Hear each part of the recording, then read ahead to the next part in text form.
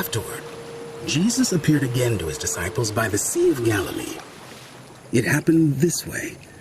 Simon Peter, Thomas, also known as Didymus, Nathanael from Cana in Galilee, the sons of Zebedee, and 2 other disciples were together. I'm going out to fish.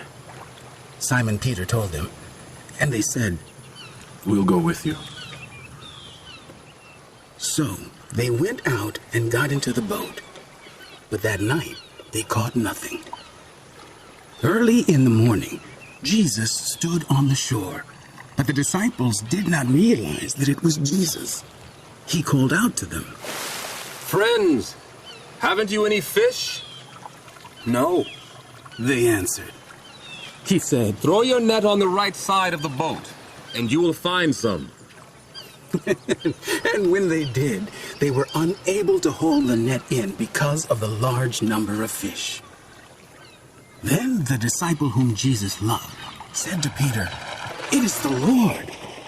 As soon as Simon Peter heard him say, It is the Lord, he wrapped his outer garment around him, for he had taken it off, and jumped into the water. The other disciples followed in the boat, towing the net full of fish, for they were not far from the shore, about 100 yards. When they landed, they saw a fire of burning coals there, with fish on it, and some bread.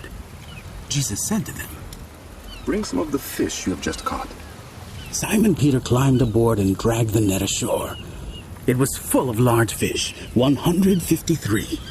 But even with so many, the net was not torn. Jesus said to them, Come and have breakfast. None of the disciples dared ask him, Who are you? They knew it was the Lord. Jesus came, took the bread and gave it to them, and did the same with the fish.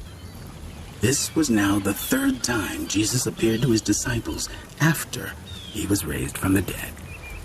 When they had finished eating, Jesus said to Simon Peter, Simon, son of John, do you love me more than these?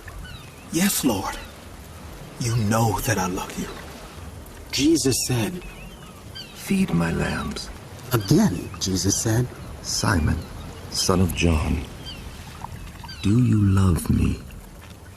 Yes, Lord. You know that I love you. Jesus said, Take care of my sheep. The 3rd time he said to him, Simon, son of John, do you love me? Peter was hurt because Jesus asked him the 3rd time, Do you love me? He said, Lord, you know all things. You know that I love you. Jesus said, Feed my sheep. Very truly I tell you, when you were younger, you dressed yourself and went where you wanted. But when you are old, you will stretch out your hands and someone else will dress you and lead you where you do not want to go. Jesus said this to indicate the kind of death by which Peter would glorify God. Then he said to him, Follow me.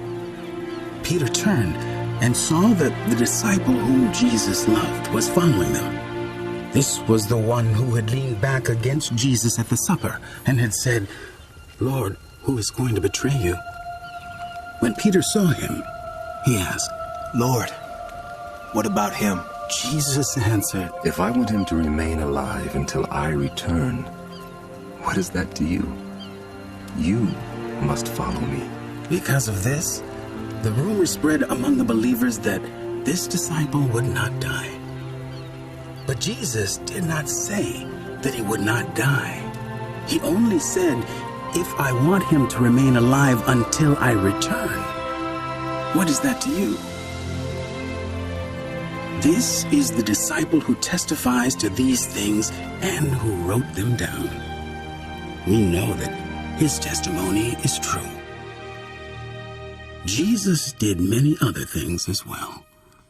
If every one of them were written down, I suppose that even the whole world would not have room for the books that would be written.